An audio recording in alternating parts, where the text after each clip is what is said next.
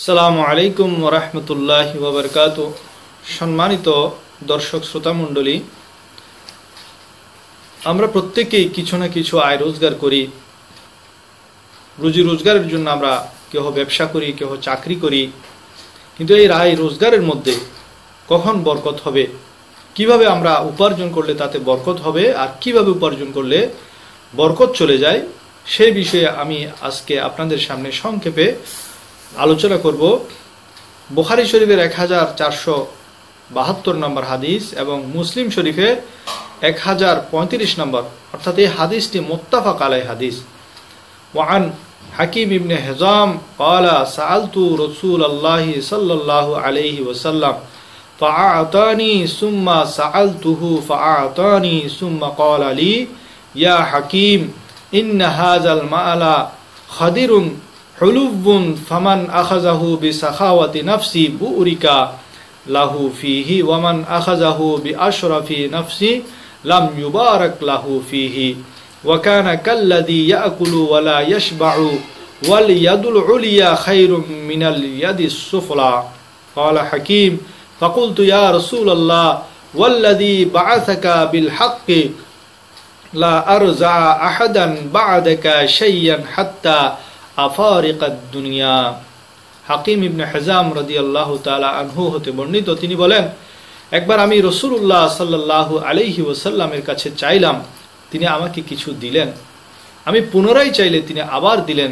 তারপর তিনি আমাকে বললেন, হে হাকিম, এই মাল সবুজ, সতেজ এবং মিষ্ট, অর্থাৎ দেখতে খুবই সুন্দর, হৃদয়কে তৃপ্তি দেয়। তাই যে ব্যক্তি এই মাল হাত না পেতে লোভ লালসা ছাড়া পায়, তাতে বরকত দান করা হয়। আর যে ব্যক্তি তা লোভ লালসার সাথে অর্জন করে, তাতে বরকত উঠিয়ে নেওয়া হয়। তার অবস্থা ওই ব্যক্তির মতো যে খাবার খায় কিন্তু পেট ভরে না। মনে রাখবে, উপরের হাত অর্থাৎ দানকারীর হাত নিচের হাত অর্থাৎ দান গ্রহণকারীর হাত হতে অনেক উত্তম। তখন হাকিম রাদিয়াল্লাহু তাআলা আনহু বলেন, আমি তখন বললাম, হে আল্লাহর রাসূল, ওই সত্তার কসম যিনি আপনাকে সত্যের বাণী দিয়ে পাঠিয়েছেন, আজ থেকে আমি মৃত্যু পর্যন্ত কারো মাল থেকে কিছু কামনা করব না, মৃত্যু পর্যন্ত কখনো কারো কাছে কিছু চাইব না। সুবহানাল্লাহ। সম্মানিত সুধী, এই হাদিস থেকে আমরা কি শিক্ষা গ্রহণ করলাম? আমরা এটাই শিক্ষা পেলাম, আমরা যাই রুজি রোজগার করি না কেন, কেহ ব্যবসা করি, চাকুরি করি, তাতে আমাদের যাতে লোভ না থাকে।